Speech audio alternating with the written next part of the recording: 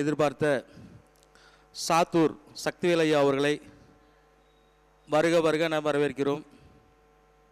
அன்பிற்குரிய அனைவருக்கும் முதல் வணக்கம். இந்த சபையில் விட்டு இருக்கும் அனைவருமே எனது குருநாதர் இவர்களுடைய ஆசி எனது குருநாதர் தந்த ஆசியிலாகவே பெற்றுக்கொண்டு இந்த மேடையில் என் உரையை துவங்குகிறேன். எங்கள் அக்கா சிம்ம குரல் கொடுக்கக்கூடிய எங்கள் அக்கா இருக்காங்க. இப்போ இதுக்கு முன்னாடி பேசின எங்கள் சகோதரி அழகாக பேசுனாங்க. ஐயா முதல் குரல் கொடுக்கும்போது இந்த கட்டடமே அதில் மாதிரி பேசிட்டார். ஐயா இன்றைக்கி தான் முதல் நேராக பார்க்குறோம். இருந்தாலும் இன்றைக்கி ஐயாவோட தலைமையில் பேசும்போது அவர் பக்கத்தில் பேசும்போது நமக்கு ஒரு பெருமை இருக்குது. ஐயா இன்றைக்கி பாருங்கள், ஆரஞ்சு கலர் சட்டையும் சிவப்பு கலர் சட்டையான்னு சொல்ல முடியாத ஒரு 2 மேக்சிங் கலரில் வந்துருக்குறாங்க, அழகாக வந்திருக்கிறாங்க. அப்போ நம்மளுடைய கவரும் விதம் என்ன? ஒரு மனிதனுடைய பார்வை உடையிலையா, முகத்தில் சிரிப்பில்லையா, அழகு இல்லையா, இல்லை பேச்சில்லையா, எதை நாம் முன்வைத்தால் அவர்கள் நம்மை கவர்வார்கள். இதுதான். இதனால தான் இந்த விஷயங்களை பதிவு பண்ணுறதுக்கு தான் இன்றைக்கி உங்கள் முன்னாடி வந்திருக்கிறோம். என்னுடைய ஊர் சாத்தூர், விருதுநகர் மாவட்டம். இன்றைக்கி நம்ம பேச வந்தது என்னென்னு கேட்டிங்கன்னா, புதனை பற்றி பேசலான்னு வந்திருக்கிறேன். புதன் எப்படி இருப்பார்? புதன் அழகு தானே, இளவரசன் தானே, எளிமையான அழகு, சோதனை இல்லாத அழகுன்னா புதன் நம்ம சொல்லிக்கலாம். இப்போ இங்கே எல்லாருமே நீங்கள் அழகாகத்தான் இருக்கிறீங்க. எந்த இதில் ஒரு சின்ன வேலை செஞ்சாலும் அதில் அழகாக இருப்பாங்க. ஒரு சின்ன ஒரு எழுத்து எழுதுனாலும் அதில் ஒரு அழகாக இருப்பாங்க. ஏதோ ஒரு விஷயத்தில் அழகுபடுத்திடுவாங்க. இவங்க முகத்தை தான் அழகுன்னு எல்லோரும் நினச்சிக்கிட்டு இருக்கோம். அப்படி கிடையாது. ஒரு வீட்டை சுத்தம் பண்ணுறதுல பெண்கள் அழகு, குத்துவிளக்கு பொருத்தி வைக்கிறதுல பெண்கள் அழகு, மணிமேலக்கா பேசணும்னா பேச்சில் அழகு. ஆனால் வீட்டில் எப்படி நம்ம தெரியாது, அது நம்ம தெரியாது இல்லையா? அதனால தான் யார் எதை செய்தாலும் செய்யும் தொழிலே தெய்வம்னு சொன்ன மாதிரி அந்த இடம் தான் அழகு தருது. இருந்தாலும் அந்த உரையை வைக்கும்போது சகோதரியாக சொன்ன மாதிரி இறை துதி பாடுனா தான் அந்த செவிகளுக்கும் இந்த நாவிற்கும் ஒரு சின்ன செய்தி கிடைக்கும், நல்ல சுகம் இருக்குன்னு சொல்லுவாங்க. அதை நம்ம முன் வச்சு செய்வோம். மூசிக வாகன மோதகஸ்த சாமரகர்ண விளம்பித சூத்ர பாமனரூப மகேஸ்வர புத்திர விக்ன விநாயக பாத நமஸ்தே. ஓம் தத்புஷாய வித்மஹே வக்ரதுண்டாய தீமஹி தன்னோ தந்தி பிரசோதயாத். நீலாஞ்சன சமபாஷம் ரவிபுத்திரம் யமாக்ரஷம் சாயமார்த்தாண்ட தம்பூதம் தன்னை மாமி சனேச்சரம். காகத்வசாய வித்மஹே கட்ககஸ்தாய தீமஹி தன்னோ சனி பிரசோதயாத். பிரியங்கு கலிகாட்சியாமம் ரூபனே பிரதிமம் புதம் சம்ய சம்ய குணோபேதம் தம்புதம் பிரணமாம்யகம். இந்த 3 ஸ்லோகங்களை முன்ன வச்சு சகோதரி சொன்னாங்க இல்லையா? எந்த உரை துவங்கினாலும் குருவை நினைக்கிறதுக்கு முன்னால் தெய்வங்களை நினைக்கணும்னு சொன்னாங்க. நினச்சாச்சு, நீ சொல்லியாச்சு, சகோதரியும் பார்த்தாச்சு, உரைக்கு உள்ளே வந்துடுவோம். இன்றைக்கி நாங்கள் பேச எடுத்தது, இது வரைக்கும் நான் சூரியனை பற்றி பேசியிருக்கேன், சந்திரனை பற்றி பேசியிருக்கேன், செவ்வாயை பற்றி பேசியிருக்கேன். இந்த மேடையில் இப்போ நாம் வரப்போது கண்டினியூட்டி வேணும் இல்லையா? இன்றைக்கி புதனை பற்றி பேசுறதுக்கு வந்திருக்கிறோம். சரி, என்ன சார் புதனில் அப்படி என்ன சார் விசேஷம் இருக்குது, எப்படி சார் இருக்குது, அப்படி என்ன சார் புதன்கிட்ட நம்ம பெருமை இருக்குது, மற்ற கிரகத்துக்குலாம் பவர் இல்லையா அப்படின்னு நீங்கள் சொல்லுவீங்க. புதனுக்கு என்ன மேட்சுன்னு கேட்டிங்கன்னா, சார் அண்ணன் தம்பியை பார்த்துக்கிடுவீங்க சார், அவங்களுக்கு சித்தப்பா பெரியப்பா கிடச்சிடுவாங்க சார், அக்கா தங்கச்சியை பார்த்துக்கிடுவீங்க சார், அவங்க வீட்டு பிள்ளைகளுக்கு சித்தி பெரியம்மா கிடச்சிடுவாங்க சார், எல்லா உறவும் கிடச்சிடும் சார். இந்த உணர்வுகள்லாம் சீக்கிரத்தை துண்டு போயிடும் சார். ஆனால் பாரம்பரியத்தை கெடுக்காம சொந்த பந்தத்துக்குள்ளே வரக்கூடிய ஒரே உறவு தாய் மாமன் உறவு. தாய் மாமன் உறவு இல்லாத வீடுகள் எல்லாமே அந்த குடும்பத்தில் பாரம்பரியத்தை விட்டு விலகி யாரோ எவருன்னு போய் ஒரு குறிப்பிட்ட காலத்துக்கு கண்ணும் காணாமல் எங்கேயோ ஒதுங்கி போயிடும். அந்த உறவுகள் நினைக்காது. வெறும் பெண்ணாக பிறந்தவங்களுக்கு அவங்க கூட ஒரு யாராவது ஒரு ஆம்பளை பையன் பிறந்தா தான், அவங்க ஒரு பொண்ணை பெற்றாலும் ஒரு ஆம்பளை பையனை பெற்றா தான் அவங்களுக்கு தனிப்பெருமை. அந்த குழந்தைகளை மேலும் மேலே கொண்டு போகிற இடத்துக்கு வழிகாட்டுறது புதன் தான். அதனால தான் கிராமங்களில் பாருங்கள், ஒரு பொண்ணு ருதுவாயிடுச்சுன்னா எல்லாம் கேட்டுக்கோங்க, ஒரு பொண்ணு ருதுவாயிடுச்சுன்னு ஒரு பாட்டு போடுவாங்க, தாய்மாமன் சீசம் வந்து வராண்டி அப்படிம்பாங்க. அப்படி ஒரு சாயந்தரம் நேரத்தில் ஈவினிங் டயத்தில் அந்த பாட்டை போட்டுட்டு அந்த ஈவினிங் டயத்தில் க்ளோஸ் பண்ணுற டயத்தில் சன்லைட் ஓப்பன் ஆகும், சன்லைட்டு க்ளோஸ் ஆகும், மூன்லைட் ஓப்பன் ஆகும். அந்த டயத்தில் பாருங்கள், அழகாக அவன் தலையில் அண்டா கொண்டுருவாங்க, ஆட்டுக்குட்டி கொண்டுருவாங்க, சீர்களை கொண்டுருவாங்க. சீர்களை அழகுபடுத்தி அந்த குடும்பத்துக்கு பெருமை சேர்த்து, என் தங்கச்சி அனாதை அல்ல, என் தங்கச்சி பிள்ளைய யாரும் அனாதை அல்ல அப்படின்னு சொல்லி பெருமை சேர்த்து வந்த புதன் எந்த வகையில் இருக்கான்னு பாருங்க. புதன் வந்து ஒரு வீட்டில் பொண்ணு கேட்க போகிறீங்க, யாருனாலும் தாய்மாமனை கூட்டுவா அப்படின்னு சொல்கிறாங்க. நீ என்னதான் பொண்ணை பார்த்தாலும் எதை செஞ்சாலும் சரி அந்த இடத்த பூர்த்தி பண்ணுறதுக்கு தாய் மாமன் உறவு வேண்டும். அந்த தாய் மாமன் உறவு இல்லைன்னா அந்த இடத்துல யாருக்குமே அந்த ஒரு சுபங்கள் சோபிக்காது. தம்பி உடையான் படைக்கஞ்சான்னு சொல்லுவாங்க. யார் சொல்லுவா? தங்கச்சிக்காரி சொல்லணும். அண்ணங்காரனோ தம்பிக்காரனோ சொல்ல வேண்டிய தேவையில்லை. அக்கா தங்கச்சிக்காரர் சொல்லுவாங்க தம்பி உடையான் படைக்கஞ்சான். அந்த பழமொழி இதுக்கு டேலி ஆகும். அதில் வந்து புராணத்தில் டேலி ஆனாலும் உறவுக்கு இது டேலி ஆகும். தாய் மாமன் உறவுகளை எவர் ஒருத்தர் கையில் எடுக்கிறார்களோ அந்த உறவுகள் நாளாக நாளாக நாளாக வம்சவிருத்தி ஆகும். காதில் மொட்டை போடணுமா, குழந்தைக்கு காதில் காது குத்தி ஒரு சின்ன மொட்டை போடணுமா, தாய்மாமன் மடியில் வச்சு செய்வாங்க. ஏன்? அது சிறப்பு. அதுவும் தொடர்ச்சி எப்படி சாதாரண நினச்சிக்கிடாதீங்க. அந்த தாய்மாமன் மடியில் உட்கார வச்சு மொட்டை போட்டவுடனே அந்த குழந்தை சிரிக்கிற சிரிப்பு அழகாக இருக்கும். நாளாக நாளாக தாய் கொடுக்காத செல்லத்தை, தகப்பனும் கொடுக்காத செல்லத்தை, தாத்தா பாட்டி கொடுக்காத செல்லத்தை தாய்மாமன் கொடுத்துருக்கிறான். தாய்மாமன் உணர்வுகளை புரிஞ்சு நடந்தவங்க எத்தனையோ பேர் இருப்பாங்க. ஒரு சில பேருக்கு இந்த வாட்டி பிராப்தம் இல்லை. ஏன்னா ஒன்று கண்ணே கண்ணுன்னு பத்துக்கிட்டு இருக்காங்க. ஆம்பளை பிள்ளைன்னா ஆம்பளை பிள்ளை, பொம்பளை பிள்ளைனா பொம்பளை பிள்ளை. இவங்களுக்கு என்ன உறவு கண்டாங்க? பெண் குழந்தை இருந்தால் மட்டும் போதுமா? தாய்மாமனுக்குன்னு ஒரு வேணும் இல்லையா? ஐயா எனக்கு இல்லை, அந்த பிராப்தம் இல்லை, நான் என்னையா பண்ணுறது அப்படிம்பாங்க. அப்போ தாய்மாமன் உறவுக்கு யாரையா ஒருத்தனை வச்சா தான் அந்த இடம் பூர்த்தியாகும். இல்லத்தில் இல்லால் இல்லை என்றாலும் இல்லவளுக்கு இணையவனான ஒரு தம்பி இருந்தால் அந்த இல்லம் மகாலட்சுமி இல்லமாகும், பவனமாகும்.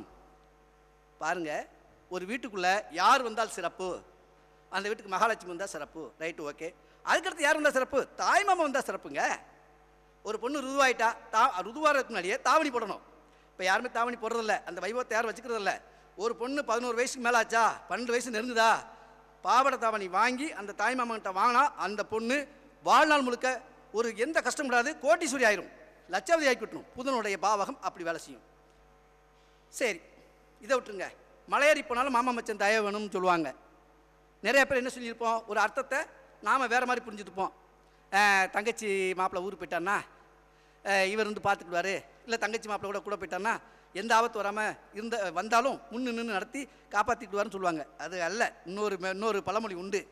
அதாவது மலையேறி போனாலும் மாமா மச்சம் வேணும். சிவகோத்திரம் வைஷ்ணவகோத்திரம், சிவகோத்திரம் வைஷ்ணவகோத்திரம், அரோகரா அரேகரா அரே கிருஷ்ணா, இந்த மாதிரி உள்ள சொல்லக்கூடாது. ஏழுமலைன்னு சொல்லுவாங்க. சரி, இமயமலையில் இருக்குது சிவன், இமயமலையில் இருக்குது சிவன், மலை மேலே இருக்கார். ஏழுமலையில் இருக்கிறது பெருமாள். அப்போது விபூதி பட்டை போட்டவங்க எல்லாருமே தன்னுடைய ஞானக்கதிகள் அடையணும்னா அந்த சிவபெருமானோட அருள் வேணும். ஆக அவருக்கும் அந்த மாமனோட தயவு வேணும். இங்கே ஏழுமலையான தரிசனம் பண்ணால் வைஷ்ணவன்லாம் திருப்பதியோ இல்லை ஏழு மலையஸ்தானத்திலேயே போய் பாட்டு வந்தால் இவரோட தயவு வேணும், இந்த மாமனோட தயவு வேணும், அந்த மச்சனோட தயவு வேணும்.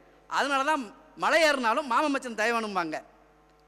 இந்த பழமொழி இதுக்குள்ளே ஒரு நல்ல ஒரு ட்ராவல் ஆகும். ஆனால் இன்னும் அடுத்து ஒரு கட்டத்தில் வர்றோம். சரி சார், இப்போதான் நீங்கள் சொல்லிட்டீங்க சார், புதனை பற்றி அப்படி என்ன சார் சொல்ல போகிறீங்க அப்படிம்பாங்க. நல்லா கேட்டுக்கோங்க. இப்போது பஞ்சாங்கத்தில் நம்ம எல்லோரும் நம்ம ஒரு ராசி போட்டிருப்பாங்க, நட்சத்திரத்தை போட்டிருப்பாங்க. நட்சத்திரத்தை போட்டு அந்த இடத்துக்கு நேர ஒரு குறியீடு வச்சுருப்பாங்க. என்ன மிருகம், என்ன தேவகனமா, என்ன மரம், என்ன பச்சின்னு போட்டிருப்பாங்க. ஏன் சார் 27 நட்சத்திரத்துக்கு இதை போட்டிருக்காங்க, இது என்ன சார் நீங்கள் சொல்ல போகிறீங்க அப்படின்னு சொல்லுவாங்க. சரி, எல்லா நட்சத்திரத்தையும் சொல்ல நமக்கு டைம் இல்லை, இருந்தாலும் புதன் நட்சத்திரத்தை லேசாக தொட்டு வந்துடுமா. இது யாருக்குமே நீங்கள் எங்கே போய் பார்த்தாலும் எந்த புஸ்தகத்தில் படித்தாலும் உங்களுக்கு கிடைக்காது. அப்படி தேடி திரட்டி நீ கொண்டு வந்த ஒரு பாவகம். நல்லா கேட்டுக்கோங்க. இப்போ நம்ம கேட்டை நட்சத்திரத்தை எடுத்துக்குவோம். இன்றைக்கி சனிக்கிழமை, இன்னைக்கு கேட்டை நட்சத்திரம் தான் ட்ராவல் ஆகுது. அதனால் கேட்டையிலேருந்து ஆரம்பிப்போம். கேட்டை நட்சத்திரத்துக்கு அந்த நட்சத்திரத்துக்கு உண்டானவர் தர்மர். கேட்டை நட்சத்திரத்தில் யார் பிறந்தாலும், விருச்சிகராசியில் யார் இருந்தாலும் தர்ம சங்கடப்பட்டு தான் அந்த வீட்டில் அவங்க பேர் வாங்குவாங்க. விருச்சிகராசிக்காரங்க யாருமே எடுத்த உடனே மேன்மையான இடத்துக்கு வர முடியாது. அல்லல் படணும், அவஸ்தைப்படணும், எல்லா வித சிரமங்களையும் தாண்டி வந்த பிறகு தான் அந்த கேட்டை நட்சத்திரத்தில் பிறந்தவங்களுக்கு ஒரு விமோச்சனமான ஒரு லைஃப் கிடைக்கும். வணக்கம் பிரகாசனே, வாங்க. இந்த பாருங்க, இன்னைக்கு கலாகட்டும், இந்த இடம் இன்னைக்கு கலாகட்டும், என்ன பிரகாசம் வந்துருச்சு இல்லை, அதனால். அப்போது இந்த கேட்டை நட்சத்திரத்தில் இன்னைக்கு நம்ம சொல்லக்கூடிய விஷயம் என்ன, கேட்டை நட்சத்திரத்தில் பிறந்தவர் தர்மர். சரி, கேட்டை நட்சத்திரத்தில் பிறந்தவர் தர்மர் நம்ம சொல்லிட்டோம். அவருக்கு என்ன சார் இருக்குது, ஆண்மான். என்ன சார் ஆண்மானை போட்டிருக்காங்க, அதுக்கு என்ன சார் விசேஷம் அப்படிம்பாங்க. ஒரு முனிவர் தவம் இருக்கணும்னா 2 வித தோல் காஸ்டியூம்ஸ் போடுவாங்க. ஒன்று புலித்தோல், இன்னொன்று மான்தோல். ஒன்று புலித்தோல், ஒன்று மான்தோல். புலித்தோல் போட்டவங்க கடுமையான தவம், நின்ற கோலத்தில், அதாவது உக்கிரமான ஒரு கோலத்தில் தவம் இருந்தால் புலித்தோலை போட்டு வச்சுக்கிடுவாங்க. மான் தோலை போட்டுக்கிட்டாங்கன்னால் அவங்களுக்கு மனைவி உண்டு, குழந்தைகள் உண்டு, ஆசிரமங்கள் உண்டு, கனிப்பழங்கள் தரக்கூடிய மரங்கள் உண்டு. அவங்க ஆசிரமத்தை சுற்றி நிறையா சிஷியர்கள் இருப்பாங்க. வேள்வி, யாகம், தர்ப்பணம் எல்லாமே அந்த இடத்துல நடக்கும். அதனால் இந்த கேட்ட நட்சத்திரத்தில் இந்த ஏன் மான் போட்டாங்கன்னா, இந்த மான் இருக்கிற இடத்துல மகாலட்சுமி இருப்பா. அப்போது இந்த மான் இருக்கும் இடத்துல மகாலட்சுமி இருப்பா. அந்த முனிவர்கள்லாம் தன்னோட ஆசிரமத்தில் மனைவி, மக்கள், குழந்தையோட இருப்பா. அப்போ இருக்கும்போது இந்த பெண்மான் இருக்கக்கூடிய இடம் இன்னைக்கு கூட பாருங்கள், நம்ம நண்பர் கூட பாருங்கள், மான் கொம்பு போட்ட படத்தில் அங்கே சிம்பிளாக வச்சு நுங்கம்பாக்கத்தில் கலக்கிட்டு இருக்காரு இருக்கட்டும் இல்லை. ஆக அந்த ஏன் இந்த மானை வச்சாங்க, கேட்ட நட்சத்திரத்துக்கு அந்த மானை வச்சாங்க அப்படின்னா, இந்த மான் இருக்கிற மகாலட்சுமி. மான்கள் மேலே ஒரு முனிவர் உட்கார்ந்தார்னால் புத்தியானது புதனுக்கு உண்டான என்ன வேணுமோ அத்தனை ஞானமும் கிடைக்கும். புலித்தோல்ல உட்கார்ந்த முனிவர்கள் எல்லாருமே சாத்வீகவாதிகள். அவங்களுக்கு மந்திரங்கள், இதிகாசங்கள், புராணங்கள், ரிக்வேதம், யசுர்வேத வேதம், சாமவேதம், அதர்வண வேதம், அந்த வேதங்களில் முதன்மைப்படுத்தி சொல்லித்தரக்கூடிய ஆசிரியர் பெருமக்களாக வருவாங்க. அப்படிப்பட்ட இலக்குகளை அந்த கேட்ட நட்சத்திரம் கொடுக்கும். அந்த இடத்துல மான் இருக்கும். மான் இருக்கிற இடத்துல மகாலட்சுமி இருப்பா. மகாலட்சுமி இருக்கிற இடத்துல செழுமை இருக்கும், பசுமை இருக்கும். பசுமை தான் புதன். அந்த பசுமை மரங்கள், கனிதரும் மரங்கள், எல்லா மரங்களும், விருட்சங்கள், அதாவது நோய் இருக்கக்கூடிய மூலிகைகள் முதற்கொண்டு கூட அங்கே இருக்கும். அதனால தான் அந்த இடத்துல பெண்மான் வச்சாங்க. சரி சார், அதை வச்சுட்டாங்களா சார், அடுத்து என்ன சார் சொல்லியிருக்காங்க அப்படின்னா, இதில் குண்டலம்னு ஒரு பகுதி வரும். நீங்கள் கவனிச்சீங்கன்னா நல்லாயிருக்கும். அதுக்கு முன்னாடி பெண்களுக்கு காதணியே கிடையாது, கம்மல் கிடையாது, குண்டலம் கிடையாது. குண்டலங்கிற கான்செப்ட் எப்படி சார் வந்துச்சு? இதை நல்லா கேட்டுக்கோங்க. இதுக்கு ஒரு சின்ன ஒரு முன்னுரை வச்சுட்டோம்னா இந்த குண்டலங்கிற மேட்ரு எப்படி வரும். அதுக்கு முன்னாடி பெண்களுக்கு காதணிங்கிற வைபவம் கிடையாது, காதல் கம்மல் போடுற வைபவங்கள் கிடையாது, ஆண்களுக்கும் கிடையாது. கர்ணனுக்கு கவசம் ப்ளஸ் குண்டலம், கவசம் ப்ளஸ் குண்டலம் வந்துச்சு. ஆனால் தர்மருக்கு ஏன் குண்டலங்கிற கான்செப்டில் வந்த நட்சத்திரங்கள் பாவங்களை சேர்த்தாங்க அப்படின்னு கேட்டீங்கன்னா, ஏன் அந்த குண்டலத்தின் தன்மை என்ன, ஒரு செய்தி தான் சொல்லிக்கிறேன். அதுக்கப்புறம் சொல்லிட்டு இந்த ராசிக்கு போயிடுவோம். ஏன் அந்த குண்டலத்தை கொடுத்தாங்க அப்படிங்கிற ஒரு சின்ன சப்ஜெக்ட். எல்லாரும் தீபாவளி பண்டிகை நீங்கள் பார்த்துருப்பீங்க, எல்லாருக்குமே தெரிஞ்ச பண்டிகை தீபாவளி பண்டிகை. இந்த கதை நீங்கள் கேட்டீங்கன்னா நீங்கள் புராணத்தில் படிக்காத ஒரு கான்செப்ட், கேட்காத ஒரு கான்செப்ட். இப்போ அந்த குண்டலத்தை பற்றி என்ன சார் சொல்ல வந்திருக்கீங்க அப்படின்னு சொன்னாங்கன்னா, நரகாசுரனின் கதை தீபாவளிக்கு வரக்கூடிய கதை. நீங்கள் என்ன செய்யுங்க, நரகாசுரனை கொன்னா அதனால தீபாவளி வந்துச்சு அப்படின்னீங்க. ஆனால் அதுக்கு முன்னாடி ஒரு சின்ன ஒரு ஸ்டோரி ட்ராவல் ஆகும். காதில் குண்டலம்னு ஒன்று இருக்குது. எப்படி கேட்குறீங்களா? சரி, விட்டுருவோம். அந்த காலத்தில் அசுரர்களுக்கும் தேவர்களுக்கும் சண்டை வரும். அசுரர்களுக்கும் தேவர்களுக்கும் பெரிய சண்டை, யாரும் யாரை தீர்க்க முடியாது. இவங்களாம் என்ன தேவர்கள் தோத்துட்டாங்கன்னா ஓடி போயிடுவாங்க. மனைவி மக்கள்லாம் ஓரமாக உட்காந்துட்டு அழுதுட்டு கிடப்பாங்க, கொத்தடிமையாக வேலை செய்வாங்க. அவ்வளவு சித்திரவதை அனுபவிச்சாங்க. ஒரு காலகட்டத்தில் இதுக்கு ஒரு விமோச்சனம் கிடையாதா அப்படின்னு அந்த முனியரின் மனைவி, யார் அதீதி என்று சொல்லக்கூடிய முனியரின் மனைவி. யார் அதீதின்னு கேட்டீங்கன்னா, சிவபெருமானி மனைவி பார்வதியோட அக்கா. யாருக்கு வந்திருக்கான்னு பார்த்துக்குங்க. இப்படியெல்லாம் சந்திரனுக்கு முன்னாடி மூத்தவங்க எல்லாருக்குமே. அதீதிங்கிற ஒரு அம்மா தபசி. அந்த அம்மா வந்து எப்படின்னா, எல்லாரும் ஓடிடுறாங்க, நாங்கள் பெண்கள் அசுரர்கள்ட்ட மாட்டிக்கிட்டோம், இருந்து தப்பிக்கிறதுக்கு வழி இல்லையா அப்படின்னு சொல்லும்போது தான் அவன் வருத்தப்பட்டுக்கிட்டு இருக்கா. அப்புறம் தான் அந்த டைமில் தான் பால் கடலை கடைகிறாங்க. பால் கடையில் கடைஞ்ச உடனே எல்லா வித பாவங்களும் கிடைக்குது. இந்த குண்டலங்கிற பாவகம் மட்டும் தனியாக கிருஷ்ணனோட கையில் இருக்குது. இந்த குண்டலங்கிற பாவகம் கேட்ட நட்சத்திரத்துக்கு ஏன் குண்டலம்னு கொடுத்துக்கிறாங்கன்னா அதுக்கு சொல்லக்கூடிய கான்செப்ட். அப்போது இந்த குண்டலங்கிற பாவம் மட்டும் மிச்சம் இருக்குது. இந்த குண்டலத்தை வச்சுக்க போகிறா அதீதி தாய் போகிறா. பகவானே கிருஷ்ணா, நாராயணா, எம்பெருமானே, நான் அம்மா ஒரு கேள்வி வந்துட்டு ஒரு வரம் கட்டு வந்திருக்கேன், யா எனக்கு சொல்லியா, எனக்கு குடியா, இந்த எனக்கு வேணுமையாங்கிறாரு. குண்டலத்தை கையில் வச்சுக்காரு. அந்த குண்டலத்தோட விதி என்னன்னு கேட்டினால், எவன் ஒருத்தன் காதில் அணிவித்திருக்கானோ அது இருக்கும் வரை அவனை யாரும் வெல்ல முடியாது. எங்கோ வெகு தொலைவில் நடக்கக்கூடிய விஷயங்கள், வெகு தொலைவில் வரக்கூடிய ஓசை ஒளியில் எழுப்பி அவனுக்கு நடக்க போகிற சம்பவங்களை நினைவு கூறும். அந்த குண்டலங்களில் மாயம், மந்திரிகம், தந்திரிகம், தெய்வ அம்சம், தீயாவிகள் அம்சம், எல்லா அம்சத்தையும் அந்த குண்டலம் காட்டி கொடுத்துரும். அந்த குண்டலம் அப்படிப்பட்ட குண்டலத்தை வச்சிருக்கா, எனக்கு கொடுங்க அப்படின்னு. தாயே இங்கே வாங்க, இந்த குண்டலம் சாதாரணமான குண்டலம் அல்ல. உங்கள்கிட்ட இருந்து யார்ட்டையாவது போயிடுச்சுன்னா, இப்போ நான் தாயான உங்கள்கிட்ட தான் முத அந்த குண்டலத்தை கையில் கொடுக்குறேன், பெண்ணான உங்கள்கிட்ட தான் நான் கொடுக்குறேன். இந்த குண்டலத்தை நீங்கள் வச்சுட்டு கேட்டீங்கன்னால், எந்த தாயிடமிருந்து அந்த குண்டலம் களவாடப்பட்டாலோ பறிவனாலோ இன்னொரு தாயை வச்சு தான் நான் அதை மீட்ட முடியும். நல்லா கவனிச்சுக்கோங்க, இன்னொரு தாயை வச்சு தான் அந்த குண்டலத்தை மீட்ட முடியும். ஆனால் அந்த குண்டலத்தை கைப்பற்றும் போது அந்த நபர் உயிரோடு இருக்க வாய்ப்பில்லை. இதனால தான் இந்த குண்டலத்தை நீங்கள் என்ன செய்கிறீங்க, வச்சுக்கோங்க அப்படின்னு கொடுத்துட்டாரு. இதை நரகாசுரன் தெரிஞ்சுக்கிட்டான். சரி எப்படியாவது போய் அம்மாவை ஏமாத்திடுவோம் அப்படின்னு சொல்லிட்டு ஏமாற்றி போய் சொல்லி சண்டை விட்டு மல்லு கட்டி குண்டலத்தை பிடுங்கி காதில் மாட்டிக்கிட்டான். நரகாசுரன் என்னைக்கு காதில் மாட்டானோ அன்னையிலேருந்து அவன் ஜெயிச்சுக்கிட்டே இருந்தால் தோல்வி வரல. இதுக்கு கிருஷ்ணர் ட்ராமா பண்ணார். பாமாவை கையில் எடுத்தார். நீ தான் அவனுக்கு அவன் மம்மியாக இருக்க, வா, எந்த அம்மாட்ட நான் கொடுத்து இந்த குண்டலத்தவனோ இதே மாதிரி இன்னொரு அம்மா வச்சு தான் நான் மீட்ட முடியும், வா அப்படின்னு சண்டை போடப்படுறாரு. தோக்குற மாதிரி ஒரு ஆக்ட் கொடுக்குறாரு. கொடுத்தவொடனே அவன் மயங்கி விழுந்தோடனே என் புருஷனையும் அடிச்சிட்டான்னு சொன்னோன்னே தான் என்றைக்கும் பாருங்கள், பொண்டாட்டி வந்து புருஷனை எத்தனையோ அடி அடிப்பா, வருத்தப்பட மாட்டா. ஆனால் புருஷனை யாராவது அடிச்சிட்டான்னா முதல் கோபம் வந்துடும். கோபம் எப்படி வரும்? எங்கள் அக்கா மாதிரி வந்துடும், கோபம் சல்லுன்னு வந்துடும். அப்படி ஒரு கான்செப்ட். ஏன்னா அவ்வளோ பாசம், ஒரு அன்பு, அவ்வளோ உண்மையான ஒரு பாசம் இருக்கிறவங்களுக்கு வந்து அழகான ஒரு குணங்கள் இருக்கும். அந்த மாதிரி குணம் உள்ளவங்க தான் அந்த தாய் பாமா இருக்குன்னு சொல்லிச்சுக்கோங்களேன். அப்போது இந்த குண்டலத்தை மீட்டிட்டு வந்து கிருஷ்ணர் கையில் கொடுக்காரு. யார்கிட்ட? அதிதியை மட்டும் கொடுக்குறாரு, வச்சுக்கோங்கனாரு. அன்னைக்கு தான் நரகாசுரன் இறந்தான். குண்டலத்தை மீட்டுறதுக்காகத்தான் இந்த கதைகள் அங்கே வந்தது. இது உங்களுக்கு தெரியப்படாத செய்திகள். எந்த புராணத்தை இங்கே படித்தாலும் இங்கே பார்த்துக்கிட்டேனாலும் இது ஆழமாக போனீங்கன்னா தான் பார்க்க முடியும். இந்த குண்டலத்தை கேட்ட நட்சத்திரத்தில் பிறந்த தருமனுக்கு போய் சேருது. எப்படி போய் சேருது? இந்த குண்டலத்தை காதிருந்தால் உனக்கு இந்த கூட்டத்தை பாதுகாக்கக்கூடிய சக்தி உனக்கு கொடுக்குன்னு சொல்லி தான் கிருஷ்ணர் தருமர் கொடுக்குறாரு. கர்ணனுக்கு குண்டலம் உண்டு. என்ன சார் அவனுக்கு மட்டும் விடலையா அப்படின்னா அவர் வேற. கர்ணனுக்கு கவசமும் குண்டலமும் இருக்க போய் தான் கர்ணனை யாரும் ஜெயிக்க முடியல. அவங்ககிட்ட இருந்து ரிமூவ் பண்ண பிறகு தான் அவனை ஜெயிக்க முடிஞ்சிச்சு. ஆக அந்த காலத்தில் அரசனாகப்பட்டவனோ மந்திரியாகப்பட்டவனோ ராஜ்ய பிரஜைகளாக இருக்கிறவங்களோ இவங்களுக்கு காதில் குண்டலம் போடணும். அடிமையானவர்களுக்கு காதில் குண்டலம் போடக்கூடாது. ஒருத்தர் இறந்து விட்டார், சுடுகாட்டில் அடங்கு பண்ண போகிறாங்கன்னா காதை தொட்டு பார்ப்பாங்க. ஒருத்தர் இறந்து விட்டான்னா சுடுகாட்டில் பணத்தை பிரேயத்தை பார்க்கும்போது காதை தொட்டு பார்ப்பாங்க. காதில் ஓட்டை துவாரம் இல்லைனால் அந்த கரிவேலி குச்சி எடுத்து காதில் குத்தி ஓட்டை போட்டு தான் இந்த பிரேயத்தை அடக்கம் பண்ணுவாங்க. அப்படிப்பட்ட சக்தி அந்த கேட்ட நட்சத்திரத்துக்கு உண்டு. அந்த குண்டலங்கிறது உண்டு. சரி சார், இதை சொல்லிடுங்க. ஈட்டின்னு ஒன்று கொடுத்துருக்காங்களே சார், எதுக்கு சார் கொடுத்துருக்காங்க? தர்மருக்கு ஈட்டின்னு கொடுத்துருக்காங்களே, பீமனுக்கு தண்டாயத்தை கொடுத்துட்டாங்க, நகுலனுக்கு வாழை கொடுத்துட்டாங்க, நகுலனுக்கு கொடாரி கொடுத்துட்டாங்க, சகாதவனுக்கு வாழை கொடுத்துட்டாங்க, அவருக்கு வில்ல கொடுத்துட்டாங்க அர்ஜுனனுக்கு. இவருக்கு மட்டும் ஏன் சார் ஈட்டி கொடுத்துருங்க? ஈட்டி வச்சு என்ன சார் செய்வாங்க அப்படின்னு நினச்சங்க. ஈட்டி அப்படி அல்ல.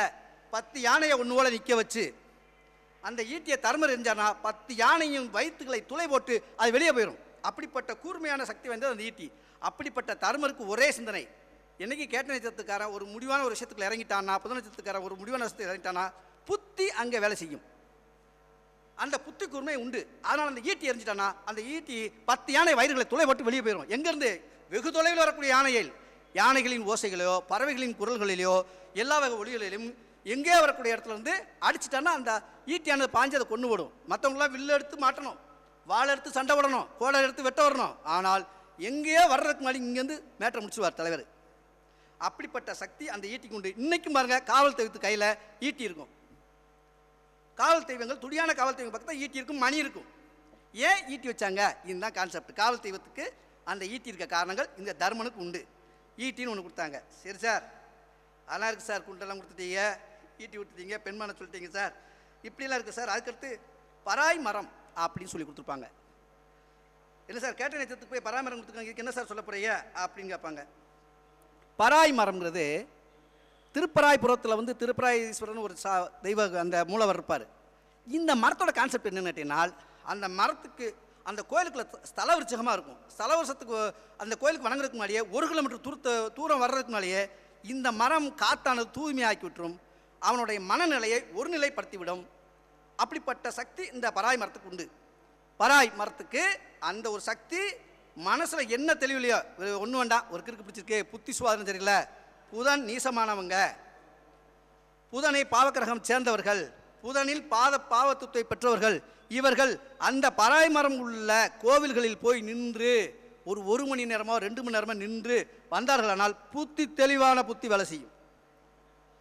என்ன சார் இப்படிலாம் இருக்கா சார்? ஆமாங்க, இன்னைக்கு பஞ்சாங்கத்தில் இவ்வளோ குறியீடு போட்டிருக்காங்கன்னா நம்ம இதை நோட் பண்ணல யாரும். இதுக்குள்ளே என்ன விஷயம் இருக்குது சார்? அப்போது ஒரு நட்சத்திரத்துக்கு ஒரு நோய் வருது, 6ஆம் இடத்து நோய் வருது, எப்படி தீப்பீங்க? நம்ம தான் சொல்லணும், ஜோசியர் தான் சொல்லணும். 6ஆம் இடத்துக்கு நோய் வருது, 8ஆம் இடத்துக்கு வருது, 3ஆம் இடத்துக்கு வருது, 12ஆம் இடத்துக்கு வருது அப்படின்னா என்ன லெவலில் அதை சொல்லலாம்?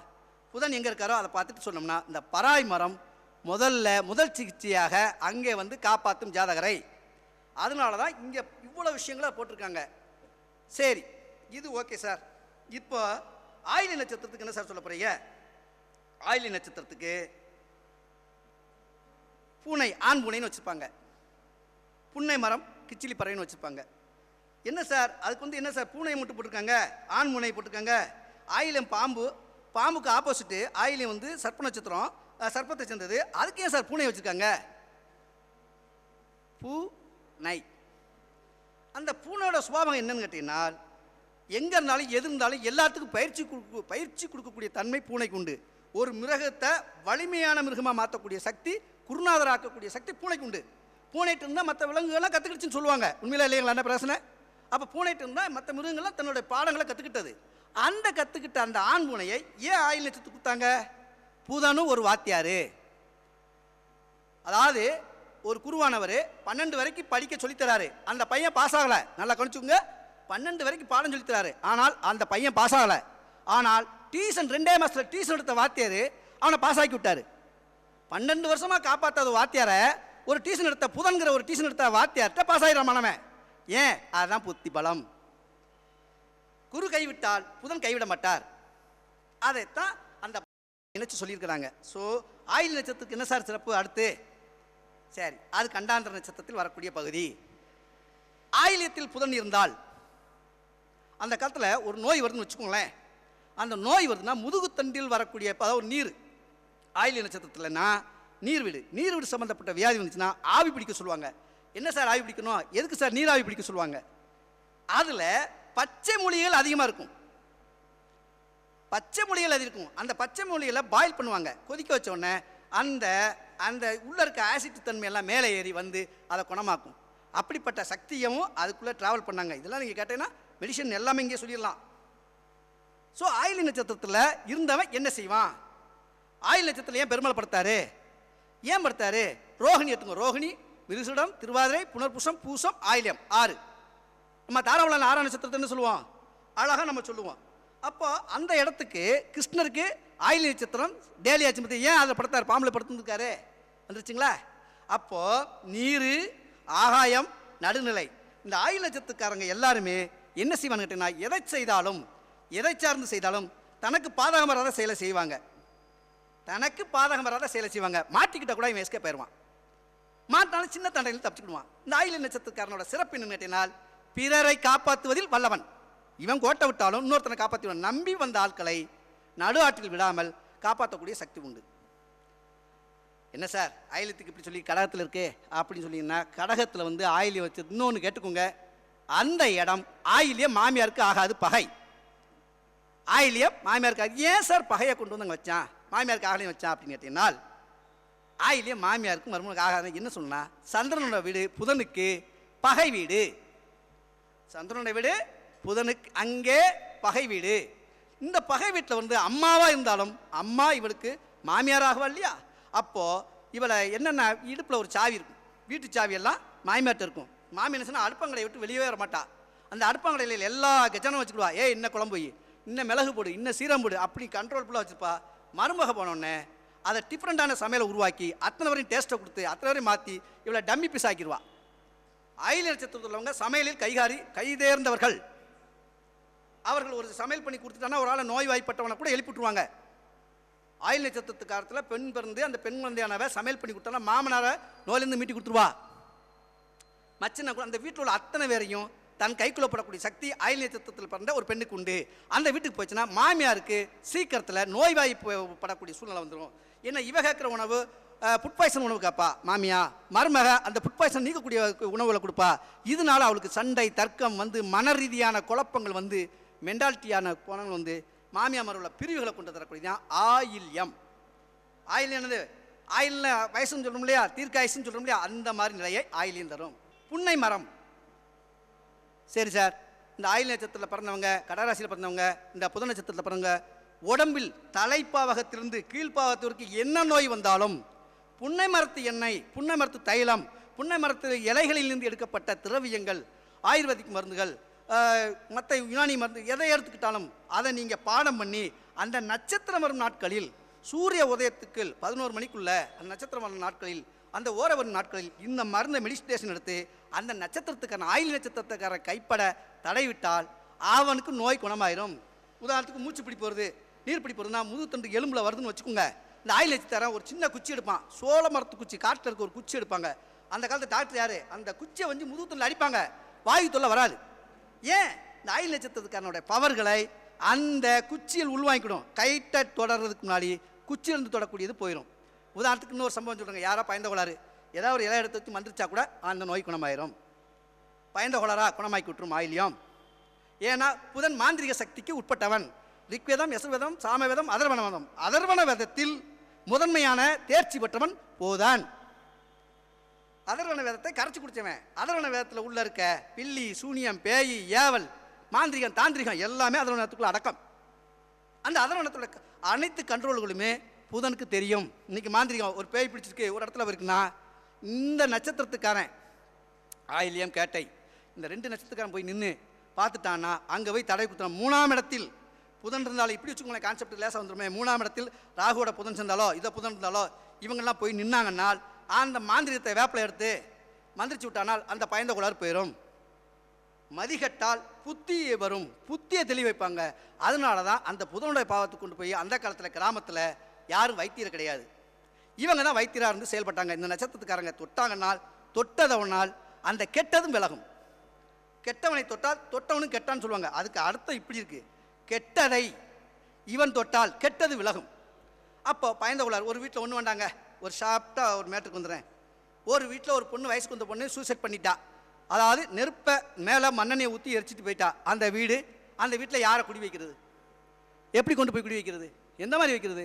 அந்த வீட்டில் யார் வாடகைக்கு வருவா?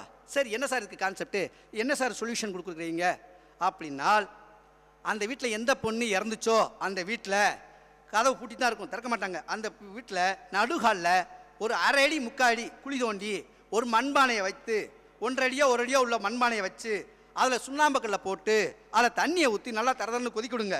கொதிச்ச உடனே தண்ணி அதிகமாக ஊற்றி கொதிக்க விடுங்க. கொதிக்க வச்சு இந்த கதவுல பூட்டிடுங்க. கதவு ஜன்னல் எதுவுமே உள்ள ஏர் உள்ளே இருக்க ஏர் வெளியே போகக்கூடாது, வெளியே இருக்க ஏர் உள்ளே வரக்கூடாது. அப்படி நீங்கள் பூட்டிட்டு அந்த கதவை வச்சுட்டீங்கன்னா நீங்கள் ஒரு 3 நாள் கழிச்சு 4 நாள் கழிச்சு அந்த ஜன்னல் கதவை ரிமூவ் பண்ணுங்க. ரிமூவ் பண்ணி முடிச்சோன்னே எந்த சுண்ணாம்பு தண்ணி எந்த பானையில் ஊற்றுனீங்களோ அந்த சுண்ணாம்பை எடுத்து அந்த சுவர்கள் வீட்டுக்குள்ள அடிங்க. சார் கலர் பெயிண்ட் அடிச்சுக்கேன் சார்மா. கலர் பெயிண்டா என்ன? 1 லிட்டர் சுண்ணாம்புக்கு 10 லிட்டர் தண்ணியை ஊற்றி அட்றா, ஆச்சு 4 நாள் கழிச்சு பிரசவ வச்சு தொடச்சிக்கோ. அப்படி சுண்ணாம்பு பாவத்தை அடிச்சிட்டனால் அந்த கெட்ட ஆவி, கெட்ட ஆத்மாக்கள், அந்த தீயாவிகள், கன்னி பெண்ணு இறந்தானா அது வீட்டுக்கு மோசமான தண்டனை. ஒன்று அவங்கள பெண் தெய்வமாக வழிபடணும். அந்த வீட்டில் தாக்கம் இல்லைன்னா, ஒரு வயசுக்கு வந்த பொண்ணு இறந்து விட்டா அப்படின்னா அவளை பெண் தெய்வமாக வழிபடணும். இல்லையா அவங்களுக்கு இந்த மாதிரி ஒரு பரிகாரம் செய்யணும். அதனால தான் அந்த காலத்தில் வருஷத்துக்குள்ள சுண்ணாம்பு வச்சு வீட்டுக்கு வெளியடிச்சாங்க. ஏன்? கெட்ட சக்தியெல்லாம் வெளியேற்றணும். அதனால தான் போகி பண்டிகை அன்னைக்கு எல்லாமே அதை ரிமூவ் பண்ணாங்க. போகி பண்டிகை அன்னைக்கு எல்லாமே ரிமூவ் பண்ணாங்க. அந்த கழிவுகளை வெளியேற்றணுன்னே இந்த பாவங்கள் வேலை செஞ்சு சுண்ணாம்பு தண்ணி பட்டவுடனே அங்கே புதனுக்கு உண்டான புத்தி சாதித்தங்கள் அங்கே வந்துச்சு, அந்த வீட்டுக்கு அடை கிடச்சிச்சு. அதனால தான் மா இலையை வாசலை கட்டினாங்க. கன்னிப்பிள்ளை செடின்னு சொல்லிடுவாங்க, அதை வச்சாங்க. சில மூலிகை செடிகள் சில ஊரில் பாரம்பரியமாக அந்த ஓட்டு மேலே வச்சாங்க. ஓட்டுனா தலைப்பாவகம். அப்போது லக்கணத்தில் ராகு இருந்து அந்த வீட்டில் உங்களுக்கு பாதிக்கப்பட்டவங்களுக்கு இந்த மாதிரி வருஷத்துக்குள்ள வெள்ளை அடிக்கணும். வெள்ளை அடிக்க முடியலையா? சமையல் ரூமில் 1 கிலோ சுண்ணாம்போ இல்லை 1/2 கிலோ சுண்ணாம்போ 1/4 கிலோ சுண்ணாம்போ போடுற வாங்கி அதை நீங்கள் வெள்ளை அடித்து வாஷ் பண்ணி விட்டீங்களா அந்த தீட்டு பாவங்கள் போயிடும். ஆக இந்த சுண்ணாம்பு போடுறதுக்கு நீக்கூடிய சக்தி உண்டு. இதை புதனுடைய பாவகமான மாயிலை தோரணங்கள் இதெல்லாம் உண்டு. சரி சார், இதெல்லாம் நீங்கள் சொல்லிட்டீங்க சார், இதுக்குள்ளே வர்றேன் சார், அதுக்கு முந்திய நட்சத்திரம் இருக்குது, பிந்திய நட்சத்திரம் இருக்குது, அதுக்கு என்ன சார் சொல்ல போகிறீங்க அப்படின்னு சொல்லுவீங்க. ரேவதி நட்சத்திரத்துக்கு வந்துருமா கடைசியில்? அந்த ரேவதி நட்சத்திரத்துக்கு தேவகணம், பெண் யானை, இழுப்பை, வள்ளூர். சார் பெண் யானை எதுக்கு சார் போட்டிருக்கீங்க? பெண் யானை ஒன்று, பெண் யானைகளிடம் இருந்து வரக்கூடிய முடிகளில் இருந்து வரக்கூடிய, காதில் இருந்து வரக்கூடிய, தும்பிக்கையிலிருந்து வரக்கூடிய நீர்ப்பாவகங்கள், பின்னாலேருந்து 6ஆம் பாவகமான வயிற்றிலிருந்து வரக்கூடிய கழிவு பாவகங்கள், கால் பாவகங்களான 12ஆம் இடத்து பாவம்னா அதோட கால் பாவகங்கள் எல்லாமே மருந்துகளாக மாறிவிடும்.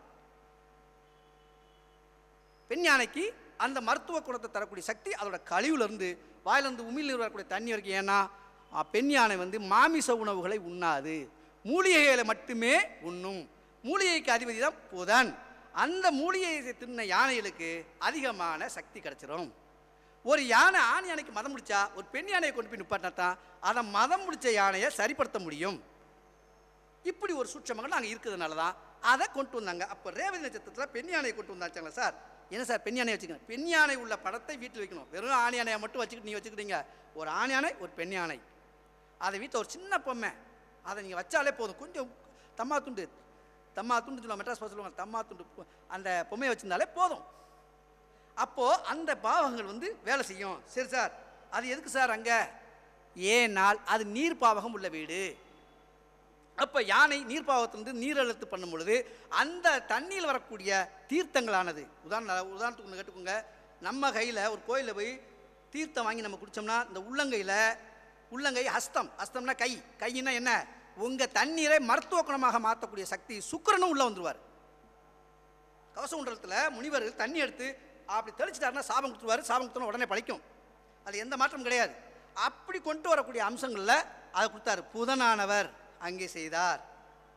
ஒரு கை சந்திரன், பலகை புதன். பத்திரகாளிக்கு 10 கை இருக்கும், 10 10 20. அப்போ ஒரு கைக்கு மேலே பலகையில் வந்துச்சுன்னா அது புதனோட பாவகம் வருது, அங்கே சுபிட்சம் கிடைக்கும்.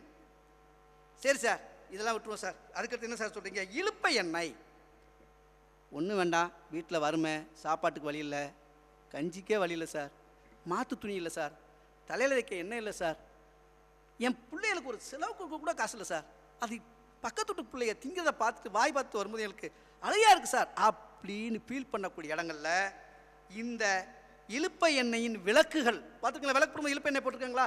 நம்ம வந்து ஜோடர்கள் சொல்லியிருப்போம். இந்த இலுப்பை எண்ணெயை யார் ஒருத்தர் வந்து நல்லெண்ணெயில் சேர்த்துட்டாலும் சரி, நெய்யில் சேர்த்துட்டாலும் சரி, இதோட மிக்ஸ் பண்ணி சேர்த்துட்டாலும் சரி, அந்த காலகட்டங்களில் அவர்களை காப்பாற்றி அந்த வீட்டுக்கு தேவையான தனங்களை தரும். இந்த இலுப்பை எண்ணெய்க்கு அப்படி உண்டு. அதனால தான் இந்த பாவங்களை சொல்லியிருக்கோம். சரி சார், இலுப்பெண்ணைக்கு இன்னொரு குணம் உண்டு. யாராவது கர்ப்பமாக இருக்காங்க, வயிற்றில் குழந்தை கன்சீவ் ஆக போகிறாங்கன்னா இலுப்பெண்ணெய் வயிற்றில் தடவணும். 6 மாதத்துக்கு மேலே ஆச்சுன்னா தான் வேப்பெண்ணெய் வயிற்றில் தடவணும், விளக்கெண்ணெயை தடவணும். ஏன்? குழந்தை வேணும். புதன் மனசு வச்சா தான் கற்பு முட்டை உங்களுக்கு அதுகளுக்கு பதமான பதங்களை தந்து குழந்தை பாக்கியத்தை புதனும் கொஞ்சம் ட்ராவல் அவுட் பண்ணுவார். அதனால் அந்த இலுப்பை எண்ணெயை அவர் குட்னீஸ் கிடச்சிச்சுனால் வயிற்றில் மதினி நாத்திரையை கூட்டு வந்து, அது பாருங்க, விதவையாக இருக்கக்கூடாது, வாழா வெட்டியாக இருக்கக்கூடாது, பிரிஞ்சிருக்கக்கூடாது, குழந்தை இல்லாமல் இருக்கக்கூடாது, குழந்தை பாக்கியம் உள்ளவளை கூட்டு வந்து அந்த இலுப்பை எண்ணெய் எடுத்து வயிற்றில் தடவை சொன்னீங்கன்னா குழந்தை கன்ஃபார்ம். 60 நாள் இருக்கு, எனக்கு குழந்தை வயிற்றுக்குள்ளேருந்து என்னமோ வெளியே போகிற மாதிரி இருக்குது அப்படின்னா இந்த இலுப்பை எண்ணெய் அந்த வயிற்றை தடம்போது, தொப்புள் பாவகத்தை தடம்போது, 6ஆம் பாவத்தை தடம்போது, 6ஆம் பாகம் வயிற்று பாவகம். அப்போது அந்த வயிற்றுப்பால குழந்தைகளை தங்கக்கூடிய சக்தி இந்த இலுப்பை இழுத்து உன் பைக்கில் வைக்குது, அதான் இலுப்பை. அப்படி அந்த எண்ணெயில் நீங்கள் வச்சுட்டீங்கன்னா அந்த வயிற்று தடவின பிறகு அதுக்கு அடுத்தடுத்து நீங்கள் என்ன எண்ணெய் வேணாலும் தடைக்குங்க. வேப்பெண்ணெய் தடைக்குங்க, சூட்டு வலிக்காகாது. நல்லெண்ணெய் தடைக்குங்க, எந்த எண்ணெய் வேணாலும் தடைக்குங்க, எப்படி வேணாலும் தடைக்குங்க. ஆனால் இலுப்பை எண்ணெய் முதல் எண்ணெய். இது நிறைய பேருக்கு தெரியாது, கிராமத்தில் உள்ளவங்களுக்கு தெரியும். இப்போ எல்லோரும் அதை மறந்துட்டாங்க. அப்போது அந்த குழந்தை பாவலுக்கு உண்டான கிடைக்கும். ஏன் ஆறனா? காலபுருஷ தத்துவத்துப்படி கன்னி ராசி 6ஆம் இடம், சரிங்களா? காலபுருஷ மேசராசிலேருந்து கன்னிராசி வந்து 6ஆம் இடமா வரும். அப்போ அந்த இலுப்பை எண்ணெய் பூசும் பொழுது அந்த குழந்தைக்கு உண்டான துள்ளல் உள்ளே இருக்கும். சரி சார், கல்யாண பத்திரிகையில் பேர் போடுறோம். கல்யாண பத்திரிகையில் பேர் போடுறோம். திருவளச்செல்வன், நிறைநாட்செல்வன், ஏகபுத்திரன் எல்லாம் செய்கிறோம். எல்லா பிள்ளையும் கல்யாணம் முடிச்சாச்சு. மூத்த பையன் இருக்குன்னா அந்த பையனுக்கு ஒரு பேர் வச்சுருவாங்க, நிறைநாட்செல்வன், இல்லாட்டா இது ஒரு செல்வன் சொல்லி பத்திரிகையில் அடிப்பாங்க. ஆனால் கடைக்குட்டி ஒரு பையன் இருந்தான்னா அவனுக்கு கல்யாணம் முடிச்சோடனே கடலை மிட்டாயை இலையில வைப்பாங்க. பார்த்துருக்கீங்களா? கேள்விப்பட்டிருக்கீங்களா? ஒரு இலையில பந்தியில் நீங்கள் நடந்துச்சுன்னா அந்த பையன் வீட்டில் கல்யாணம் நடக்குன்னா இவன் தான் கடைக்குட்டி பையன் கண்டுபிடிக்கணும். அந்த இலையில கடலை மிட்டாய் வரும். என்ன சார், உண்மையில இல்லை சார்? இலையில கடலை மிட்டாய் வைப்பாங்களா சார்? அந்த கடலை மிட்டாய் வச்சுன்னா இனிமேல் என் வீட்டில் கல்யாணத்துக்கு தகுந்த பையனோ பொண்ணோ கிடையாது, இவன் தான் கடைசி அப்படின்னு சொல்லுவாங்க. இந்த கடலை மிட்டாயோட பாவம் என்ன? நிலக்கடலை, இல்லை வேர்க்கடலை, இல்லை மல்லாட்டை, ஏதோ ஒரு பேர் அந்தந்த ஊரில் ட்ராவல் ஆகும். இதுக்கும் ஒரு சின்ன உதாரணத்தை சொல்லிடுவோம். கிருஷ்ணர் வந்து மகாபாரத போர் நடந்துகிட்ருக்கு. அந்த போரில் டிசைட் பண்ணுறாங்க, அவங்களுக்கு சாப்பாடு கொடுக்கணும், தண்ணி கொடுக்கணும், உடை கொடுக்கணும், மருத்துவம் கொடுக்கணும், எல்லாமே கொடுக்கணும். இதை எப்படி நிறைவேற்றுறது? அப்போ கிருஷ்ணருக்கு ஒரு ராஜா இருந்தார், நம்பிக்கையான ராஜா இருந்தார். அவரை நீ சண்டை போட வேண்டாம், நான் எனக்கு முதல் ஹெல்ப்புக்கு நீ யார், ஃபஸ்ட் இது மாதிரி நீர் அப்படின்னு சொல்லி இருக்க வச்சார். என்ன சார் இருக்க வச்சார்? எதுக்கு சார் அவர் வச்சாங்க அப்படின்னா, அவர் என்ன செய்வார்னா ராத்திரி கிருஷ்ணருக்கு அந்த வேர்க்கடலைன்னு சொல்லக்கூடிய கடலையை கிண்ணத்தில் கொடுப்பார். அவர் கிருஷ்ணர் சாப்பிடுவார். சாப்பிட்டு முடிச்சுன்னா கிண்ணத்தை வைப்பார். அதில் எத்தனை கடலை மீந்திருக்கோ அத்தனை கடலை எடுத்து ஒதுக்கி வச்சுக்குவார். எத்தனை கடலை காலியாச்சோ மறுநாள் இந்த போரில் இத்தனை பேர் காலியாவாங்க அவர்களுக்கு தேவையான உணவு. என்னைக்குமே கிருஷ்ணருடைய படைகளில் எந்த சாதமும் மீந்து போனது கிடையாது, வேஸ்டானது கிடையாது. போர்க்காலங்களில் அவங்களுக்கு இந்த ஃபஸ்ட்டிலிருந்து பெஸ்ட்டு பஞ்சமண்டர் மகா கதைகளை நீங்கள் பார்த்தீங்கன்னா அவங்களுடைய வீரர்கள் இறந்தவங்களுக்கு சொர்க்கங்களை காட்டக்கூடிய அமைப்புகளை உருவாக்குனாங்க. இந்த நிலக்களை கொடுத்தோடனே அவங்க படை வீரர்களுக்கு என்ன தேவையோ, குதிரைக்கு என்ன தேவையோ, எந்த மாதிரி தேவையோ, என்ன நகுல சாவதம் மெடிசன் சம்மந்தப்பட்டவங்க உடம்பை தொட்டவுடனே குடமாக்கூடிய சக்தியெல்லாம் அவங்களுக்கு இருந்துச்சு. இருந்தாலும் இன்றைக்கி எத்தனை படை வீரர்கள் சாவாங்க, எத்தனை படை வீரர்கள் மாழ்வாங்க அப்படிங்கிற ஞான சக்தியை கொடுக்கும். அந்த நிலக்கல்ல வேறு பாவங்கள் என்ன செய்யும், அதை ஒருத்த பெண்கள் சாப்பிட்டாங்களோ கர்ப்பமாகி குழந்தை பிறக்கும். நிலக்கல்ல பாவங்கள் விளைச்சிருக்க டயத்தில் நேர்கல்ல கட்டினோடனே அந்த இடத்துல எலி குட்டி ஓடும். அந்த என்னென்ன பறவைகள் சாப்பிடும் அந்த மாதத்துலேயே எல்லாமே குட்டி ஓடும். அந்த பச்சை வர்க்கலை தின்னும் பொழுது கொஞ்சமோ தேவையோ இல்லை கம்மியோ எதை சாப்பிட்டாலும் சரி கன்ஃபார்ம் குழந்தை வர இல்லை. புதன் 5ஆம் இடத்துல இருந்தால் புத்திர பாவத்துக்கு உண்டானது வரத்தான் செய்யும். 5ஆம் இடத்துல என்ன கிரகம் இருந்தாலும் சரி குழந்தை லேட்டு சடன்லியாக கிடைக்காது. அப்போ என்ன செய்யணும், இந்த பாவத்தை ஆக்டிவிட்டி பண்ணணும். எந்த கிரகமாக இருந்தாலும் புதன்கிழமை என்ன ராசியாக இருந்தாலும் சரி என்ன நட்சத்திரமாக இருந்தாலும் சரி குழந்தை வேணும்னா புதன்கிழமை மகாவிஷ்ணுவும் மகாலட்சுமியும் கையில் எடு. ஏன்னா அவள் பேர் சந்தான லட்சுமி, அவளுக்கு பேர் சந்தான லட்சுமி தான் நம்ம சொல்கிறோம். அப்போது அந்த சந்தானத்தை கொடுக்கக்கூடிய சக்தி இருக்குது. ஏன்னால் இந்த புதன் பாவகங்கள் எல்லா கிரகத்தையும் இயக்கும், எல்லா கிரகங்களும் வைபவங்களும் ஏற்றுக்கிடும். 12 ராசிலேயே பகை பெற்ற வீடு சந்திரன் வீடு ஒன்று தான் புதன். மற்ற வீட்டிலெல்லாம் இப்போ துலாம் எடுத்துக்கோங்க, ரிஷபத்தை எடுத்துக்கோங்க, ஆளையெல்லாம் இது நட்பாக வரும், மற்ற எல்லாம் சமமாக வரும். மற்ற வீட்டிலலாம் புதன் சமமாக வரும். சந்திரனுக்கு என்ன அங்கே மதிப்பு கொடுக்காங்களோ புதனுக்கு அங்கே மதிப்பு கொடுப்பாங்க. ஒரு எந்த ராசி எடுத்துக்கோங்க, நட்சத்திரம் எடுத்துக்கோங்க, திசையர் போடுறீங்க அந்த திசையே இருந்தாலும் வழி நடத்துறது. இன்னொன்று சொல்லுவாங்க பெண் புத்தி பின் புத்தின்னு சொல்லுவாங்க. அது தவறான அபிப்பிராயத்தை சொல்லியிருக்காங்க. அது அல்ல, பெண் புத்தி பின் புத்தி. ஒரு லக்கணத்தில் ஆண் வீட்டில் இருக்கான்னு வச்சுக்கோங்க, 2வது வீடு பெண் வீடாக நம்ம சொல்கிறோம். லக்கணர் வந்து எந்த ராசியில் இருக்காரோ எந்த நட்சத்திரத்தில் இருக்கிறாரோ அவருக்கு இந்த லக்கணம் சூரிய தசை ஓடுது, அதுக்கடுத்து புத்தி சூரிய புத்தி ஓடுது. அப்போது அந்த ராசிக்காரனை அந்த திசைக்காரனை புத்தி தானே வழி நடத்தும். புத்தி தானே அவனுக்கு டானிக்கு வைக்கும், அதனால் செக் வைக்கும். புத்தி வரண்டா அந்த அந்த திசையாக சோழி முடிஞ்சிச்சு. அதனால தான் புத்திங்கிற பாவத்தை சேர்த்தாங்க. ஏன் மதிங்கிற பாவத்தை சேர்க்கல? என்ன திசை ஒன்றாலும் 2ஆம் இடத்துக்கு புத்திங்கிற ஒரு திசையை கொண்டு வந்து விட்டாங்க. அந்த புத்தி பாவங்களை கொஞ்சம் கொஞ்சமாக வளர்ந்துச்சு. அதனால தான் புதனுடைய பாவத்துக்கு புத்தின்னு பேர் வச்சாங்க. லக்கணத்தில் கேது இருந்து 7இல் ராகு இருந்து 10இல் புதன் இருந்தால் அவன் வயது மூத்த பெண்களின் தொடர்புகளை விரும்புவான். என்ன சார் கேட்குறக்கே அசிங்கமாக சொல்கிறீங்க? இருந்தால் சரி பண்ணுறது தானே நம்ம சொல்லியிருக்கோம். நம்ம ஜாதகம் வருது, நம்ம ஜாதக கிளைண்ட் வருது, பையன் கல்யாணத்துக்கு ஆசைப்பட மாட்டேங்கான், பையன் கல்யாணத்துக்கு ஒத்துக்கிட மாட்டேங்கான், என்ன சார் செய்யுது? 5ஆம் இடத்துல புதன் இருந்தால் எல்லா ஆசைக்கும் சபலத்துக்கு வருவாங்க. இளவட்டம் எல்லாமே வீடு போய் சேராதுன்னா அது கான்செப்ட் தான். இளவட்டன் யார்? புதன் தான். அவன் தான் இளைஞன், அவன் தான் இளவரசன், அவன் தான் குமரன், அவன் தான் குமாரன். அப்போ என்ன செய்யறது? அந்த இடத்துல வரணுமா, அவனை தன்னிலைப்படுத்தணுமா? அந்த நாட்களில் புதன் வரக்கூடிய மகாவிஷ்ணுவுக்கு போய் ஆச்சுனால் இல்லை மகாலட்சுமி போயாச்சுன்னா சரிபடுத்திடுவாங்க. இதுதான் சார் அந்த இடங்களில் புதன் கெட்டு போயிட்டான்னு யாரும் வருத்தப்படாதீங்க. புதன் நல்லானே வருத்தப்படாங்க. மறைஞ்ச புதனுக்கு நிறைஞ்ச பலன். இது என்ன சார் அர்த்தம்? புதனே மறைஞ்சு விட்டார், எப்படி சார் நிறைஞ்ச பலன் கிடைக்கும் சார்? உண்டு. இப்போ ஒரு காவல் தெய்வத்தை கும்பிட போனீங்கன்னா பச்சை கலர் உடையை நீங்கள் பார்த்துருப்பீங்க. அது யாருக்கு? ஆஞ்சநேயருக்கு வரும், ஐயப்பனுக்கு வரும். ஆஞ்சநேயருக்கு வரும், ஐயப்பனுக்கு. உருவம் மாற்றி உடலில் மாற்றி பிறந்த தெய்வங்களுக்கு பச்சையானது வசீகரப்படுத்தும். உருவம் மாற்றி ஆஞ்சநேயர் உருவம் மாற்றியது, உடல் மாற்றி ஐயப்பன் உடல் மாற்றி பிறந்தவர். இந்தவங்களுக்கு பச்சை கலர் ஏன் கொடுத்தாங்க? இந்த பச்சை கலர் பதிவிரதையான எண்ணங்களை, நல்ல சுவேசமான ஒரு வளமையை, எளிமையை, செழுமையை கொடுக்கும், புத்தி வேலை செய்யும். இதுக்கு ஒரு சின்ன உதாரணம். சனீஸ்வரன் வந்து அனுமாரை பிடிக்க வரேங்கிறான். அவர் வந்துட்டார், ராமேஸ்வரம் கடலில் டியூட்டி பார்த்துட்டு இருக்காரு. அனுமார் எப்பா வேலை பார்த்துட்டு இருக்கும். ஏற்கனவே சனிமானுக்கு ஒரு பிடிச்ச விஷயம் தெரியுமா? வேலை பார்த்துட்டு இருக்கும்போது யாரையும் பிடிக்க மாட்டான், அதுவே அவனுக்கு தண்டனையாக கொடுத்துருவார்.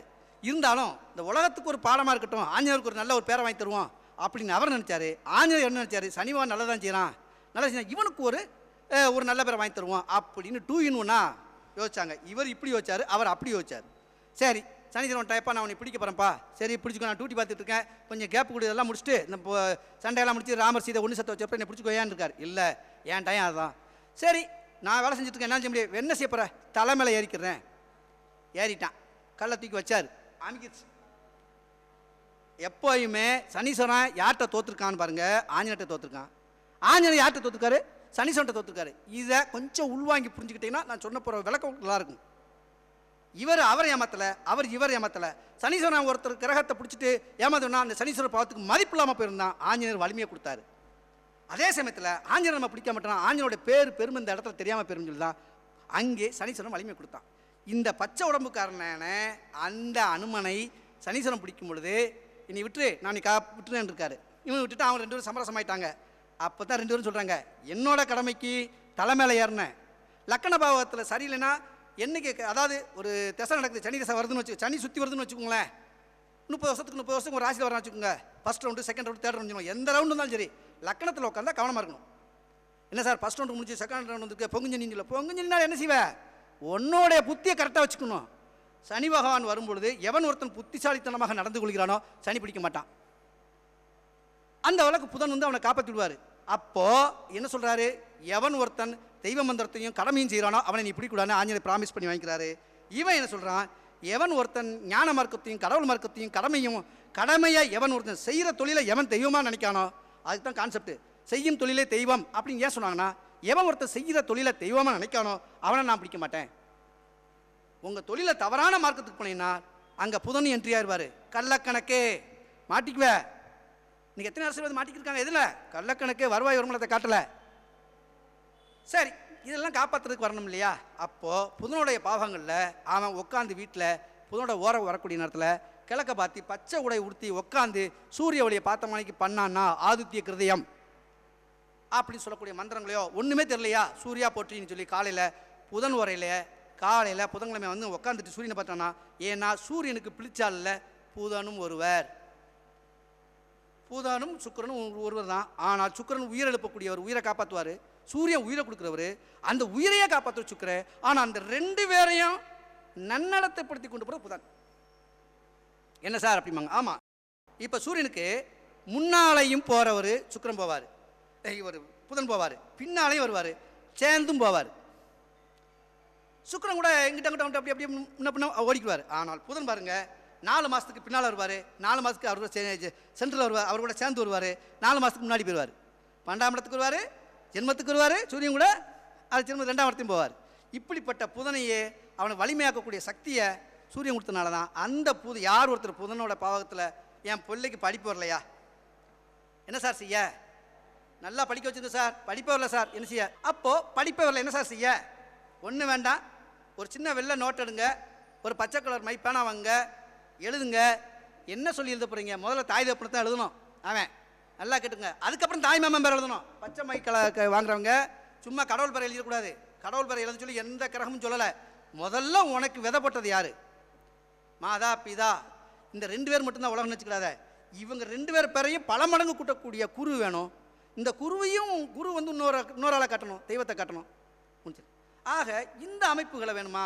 புத்தி உள்ள புதன் வேணுமா, இல்லை புத்திமதி இல்லாமல் நடக்கிறதுக்கு தடம்புறல வேணுமா? நீங்களே முடிவு பண்ணிக்கோங்க. இந்த நல்ல நல்ல ஒரு அம்சங்களை சொல்கிறதுக்கு தான் புதன் நடத்தினா. புதனை பற்றி நிறையா இருக்குது, இந்த நிறைய விஷயங்கள் சொல்லலாம், படிப்புலேருந்து எல்லாமே சொல்லலாம். இருந்தாலும் இந்த நல்ல நேரத்தில் இந்த ஒரு சின்ன உரைக்கு எனக்கு செவிசாச்சு நீங்கள் எல்லோரும் உட்காந்துருந்தீங்க, எனக்கு என்னுடைய பேச்சை கேட்டீங்க. அதனால் உங்கள் எல்லாருக்கும் மீண்டும் ஒரு முறை நன்றி சொல்லி கொடுத்து, நீங்கள் அனைவருமே உங்களோட ஆசிகள் எல்லாமே எனது குருநாதர் ஆசியாகவே பெற்றுக்கொண்டு உங்களிடம் விடைபெறுகிறேன். நன்றி, வணக்கம். இந்த உரைகளில் நான் இந்த காட்டிய உரைகளில் குற்றம் குறை எது இருந்தாலும் நட்சத்திர பாவத்திலேயோ வேறொரு பாவத்திலேயோ கிரகத்தை சொல்லக்கூடிய பாவத்தில் அவசரத்தில் பேசும் பொழுது விடுபட்டிருந்தால் என்னை மன்னித்து ஏற்றுக்கொள்ளுங்கள். நன்றி, வணக்கம். பூபதி ராஜனுக்கு வணக்கம். நல்லதொரு சிறப்பான கருத்துக்களை பதிவு செய்த சாத்தூர் சக்திவேல் ஐயா அவர்களுக்கு நம்ம இந்த 123வது கருத்தரங்க தலைமை தாங்கிய ஹரிஹர சர்மா ஐயா அவர்கள் பொன்னாடை பொருத்தி கௌரவிப்பார்.